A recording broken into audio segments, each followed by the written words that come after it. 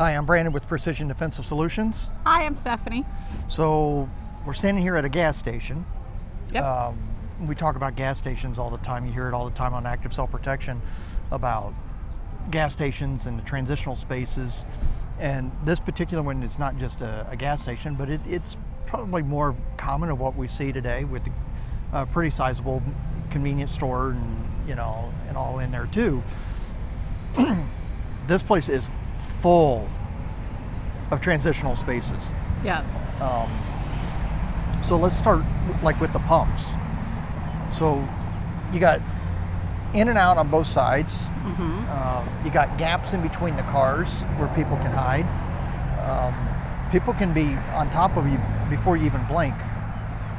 And they can come from every direction. We've got the highway in front of us, which is transitioning from a state highway or the freeway to a state road. And it's also the exit of one of the exits from the turnpike. And then we've got hotels all around us. We've got a shopping center on the other side of the street that we were just at. There's a little shopping, well, I wouldn't call it a shopping center, a little strip right to our left. There's so many places people can come. There's a sidewalk right in front of us so people can walk on. Yeah.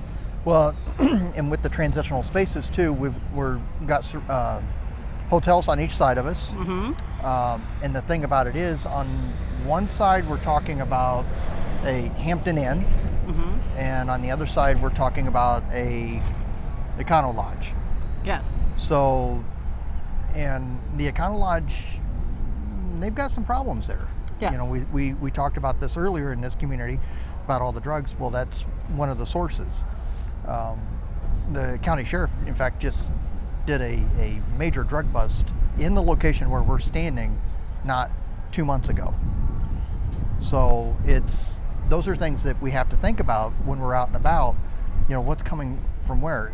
Now, here's the thing about drug use. Drugs bring crime because people are trying to source their habit. And I really truly believe that if the drug use was down, the crime level would go down. Yes. Because I think a lot of times people truly are good people, but when they're self-medicating, it can change the person they are, and that's really unfortunate.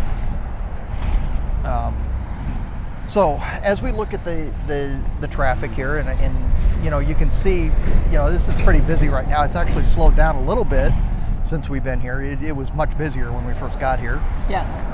But we just got a bite to eat and kind of sat down and chilled out a little bit. Did some people watching.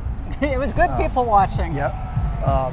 But a perfect example was there was a couple that was getting gas, and the man went in the store, and his wife pulled away from the pump, and he didn't have any clue where she went. Well, she said she tried to text him, but he had left his phone in the car. So there's a good lesson there of take your phone with you.